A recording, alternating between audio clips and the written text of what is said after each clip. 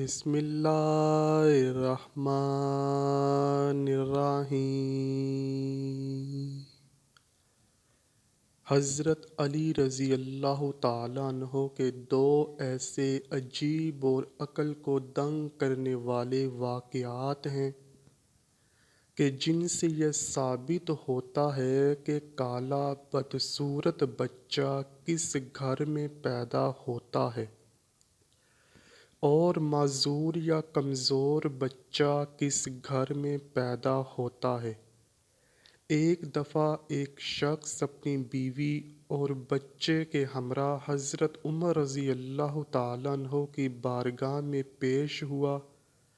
وہ شخص حضرت عمر رضی اللہ تعالیٰ عنہ سے کہنے لگا، اے وقت کے خلیفہ، میرا اور میری بیوی کا رنگ سرخ ہے، جبکہ میری بیوی نے یہ بچہ پیدا کیا ہے اور اس کا رنگ کالا ہے۔ مجھے تو ایسا لگتا ہے کہ یہ بچہ میرا ہے ہی نہیں۔ میری بیوی نے ضرور کسی سے بدکاری کی ہے، جس وجہ سے اس بچے کا رنگ ہم دونوں کے ساتھ نہیں ملتا۔ وہ شخص بار بار اپنی بیوی پر الزام تراشی کر رہا تھا۔ بیوی روتے ہوئے کہنے لگی، اے امیر المؤمنین، میں سچ بول رہی ہوں، میں نے کبھی بھی امانت میں خیانت نہیں کی۔ یہ میرا خاوند ہے اور یہ بچہ اسی کا ہے۔ میں نے ہر وقت اپنے شوہر کے ساتھ وفاداری کی ہے۔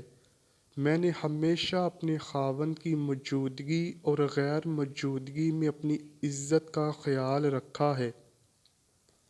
میرا شوہر مجھ پر یقین نہیں کر رہا۔ شوہر کہنے لگا، اے امیر المؤمنین، میری بیوی جھوٹ بول رہی ہے، یہ بچہ میرا نہیں، یہ بچہ کسی اور کا ہے۔ اگر یہ بچہ میرا ہوتا تو اس کا رنگ ہم دونوں جیسا ہی ہوتا۔ اس بچے کو دیکھ کر صاف صاف ظاہر ہوتا ہے کہ یہ بچہ میرا نہیں ہے، میری بیوی جھوٹ بول رہی ہے۔ بیوی مسلسل زار و قطار رو رہی تھی۔ خاوند اپنی بیوی کی ایک بات سننے کو تیار نہ تھا۔ یہ معاملہ بہت ہی پیچیدہ تھا۔ حضرت عمر رضی اللہ تعالیٰ عنہ سوچ میں پڑ گئے کہ اس معاملے کو کس طرح حل کیا جائے۔ حضرت عمر رضی اللہ تعالیٰ عنہ نے سوچا کہ کیوں نہ اس معاملے میں داماد رسول حضرت علی شیر خدا رضی اللہ تعالیٰ عنہ سے مدد لی جائے۔ حضرت عمر رضی اللہ تعالیٰ عنہ خاوند، بیوی اور اس کے بچے کو ساتھ لے کر حضرت علی رضی اللہ تعالیٰ عنہ کے پاس تشریف لے گئے۔ انہوں نے حضرت علی رضی اللہ تعالیٰ عنہ کو سلام پیش کیا۔ حضرت علی رضی اللہ تعالیٰ عنہ نے سلام کا جواب دیا۔ حضرت علی رضی اللہ تعالیٰ عنہ نے دریافت کیا کہ اے عمر، کیسے آنا ہوا؟ حضرت عمر رضی اللہ تعالیٰ عنہ نے فرمایا، اے علی، ہم یہ مسئلہ پوچھنے کے لیے آپ کے پاس تشریف لائے ہیں۔ حضرت علی رضی اللہ تعالیٰ عنہ نے خاوند سے کہا، اے بندے، میں جو کچھ بھی پوچھوں گا تم اس کا جواب سچ سچ بتانا۔ اس شخص نے کہا، ٹھیک ہے، پوچھئے، کیا پوچھنا چاہتے ہیں؟ میں آپ کو سچ بات ہی بتاؤں گا۔ حضرت علی رضی اللہ تعالیٰ عنہ نے پوچھا، اے اللہ کے بندے، جب تیری بیوی حالت حیض میں تھی تو کیا تو نے اپنی بیوی کے ساتھ ہم بستری کی تھی؟ یہ سوال سن کر آدمی نے کچھ لمحات کے لیے خاموشی اختیار کی اور پھر کہنے لگا، ہاں، یہ بات سچ ہے، میری بیوی حالت حیض میں تھی تو میں نے اپنی بیوی کے ساتھ ہم بستری کی ہے۔ حضرت علی رضی اللہ تعالیٰ عنہ فرمانے لگے، اے بندے، یہ بچہ تمہارا ہی ہے، بلا وجہ اپنی بیوی پر الزام تراشی نہ کرو۔ جب تو نے بیوی کے ساتھ حیض کے دنوں میں ہم بستری کی تو تیرا نطفہ تمہاری بیوی کے سیاہ خون کے ساتھ مل گیا، جس وجہ سے بچے کا رنگ سیاہ ہو گیا۔ اگر تم بیوی کے ساتھ حالت حیض کے دنوں میں ہم بستری کرو گے تو بچے کالے اور بدصورت ہی پیدا ہوں گے۔ اے شخص، آج کے بعد یہ بات اپنے ذہن میں رکھ لو کہ حدیث اور قرآن میں حیض کی حالت میں ہم بستری کرنا حرام اور سخت گناہ قرار دیا گیا ہے۔ اگر کوئی بندہ اس بات کا علم رکھتے ہوئے بھی اپنی بیوی کے ساتھ ہم بستری کرتا ہے تو اللہ ایسے بندے سے سخت ناراض ہو جاتا ہے اور وہ بندہ جلد ہی اللہ کی پکڑ میں آ جاتا ہے۔ اب ہم آپ کو بتاتے ہیں کہ معذور اور کمزور بچے کن گھروں میں جنم لیتے ہیں۔ مدینہ منورہ کا واقعہ ہے کہ ایک خوبصورت اور جوان لڑکی کی شادی ایک بوڑھے آدمی سے ہو گئی۔ شادی کی پہلی رات میاں بیوی نے ہم بستری کی۔ اتفاقاً شوہر کا اسی رات وصال ہو گیا۔ دلہن حاملہ ہو چکی تھی۔ جب بیوی نے بچے کو جنم دیا تو لوگوں نے اس لڑکی پر طرح طرح کے الزام لگانا شروع کر دیے کہ اس کا میاں تو پہلی ہی رات انتقال کر چکا تھا۔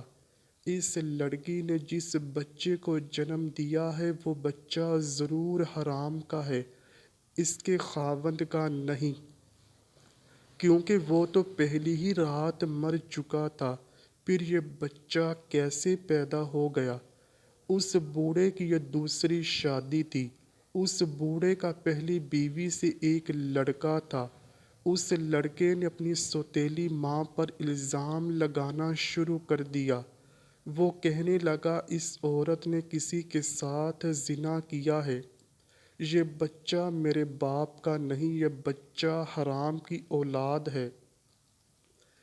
اس الزام میں پیش سوتیلا بیٹا تھا، کیونکہ وہ چاہتا تھا کہ کسی طرح دنیا والے یہ مان لیں کہ یہ بچہ میرے والد کا نہیں ہے بلکہ اس عورت کی حرام کاری کا نتیجہ ہے، تاکہ والد کی ساری وراثت کا حقدار میں ہی ٹھہروں، کہیں یہ بچہ میرے برابر کا شریک نہ ہو جائے۔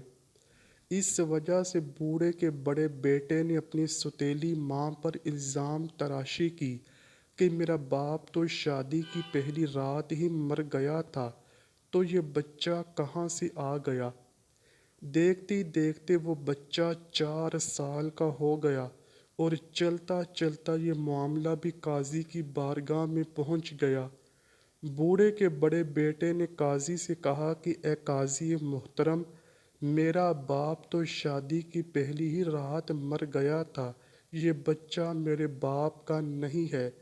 اس عورت سے پوچھا جائے کہ یہ بچہ کس کا ہے۔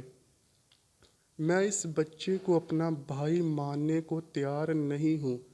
سوتیلا بیٹا کچھ گواہوں کو بھی اپنے ساتھ لے کر آیا تھا۔